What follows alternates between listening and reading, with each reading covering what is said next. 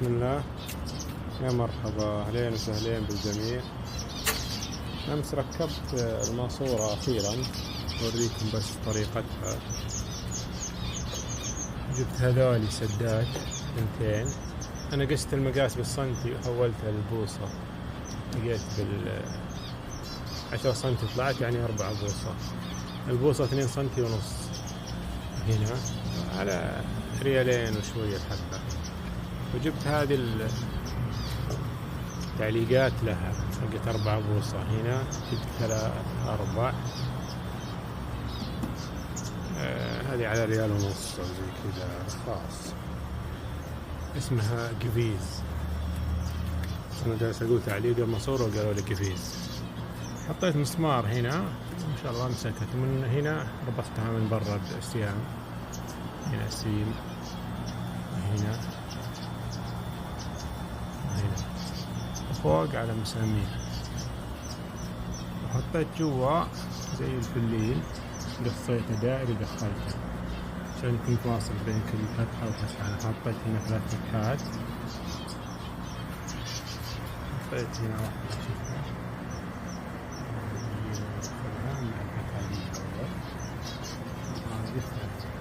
هنا خلاص، هنا حطيت لي فلين عشان تفصل، ما أدري تبان ولا لا، تفصل عن هذول الاثنين مع بعض الجيران. وجبت عواد هذه دخلتها بس برضه تتحرك، شكلي بحط غراء المسدس. شوف هذا واحد طاح بدورة تحت الحين، طاح عادي عندي منزل السمان. تلقاه هنا بس ما يبين، فوسة كلش نفس الألوان. أيوة هذا هو. شكلي بجيب المسدس وأحطه عشان يمسك. أنا ودي بعد أحط الفلين اللي جوا عشان بعد ما يطيح.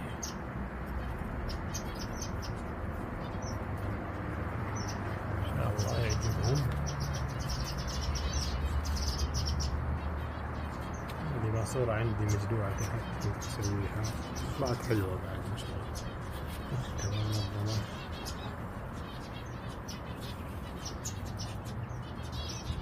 هذا الورود ما شاء الله أمورها طيبة. هذا المبدات، شوف أنا ما أدري، أنا حاسبه بينزل كذا. شوف هذا فيه نزول كذا. هذا برضه المبدات برضه مستقيم.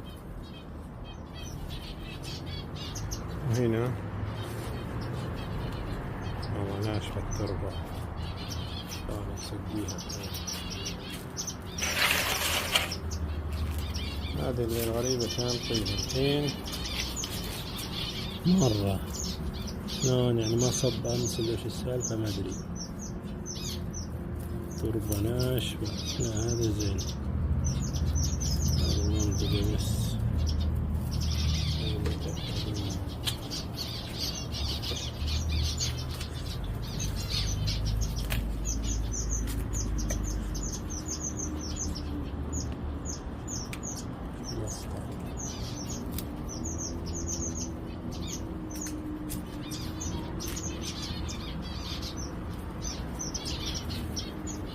اليوم خضرة بحطها.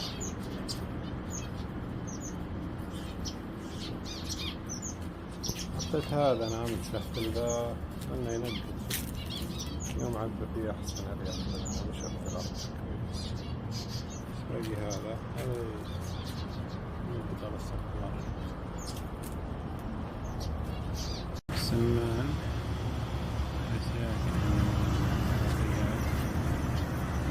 كلها دور متر.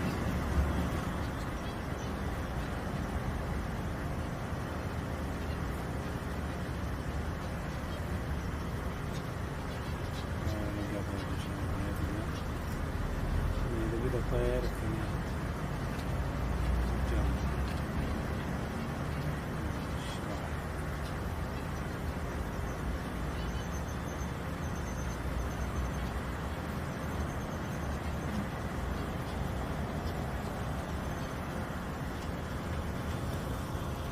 كذا جرب أحد ما شاء الله. جالس أشوف النافورة قلت إيش خلفها مبيض بس ما راح يرجع. أنا أعرف مشكلة كذا يعني ما نقدر نحركها لين نتأكد. والله يرزقنا يا رب.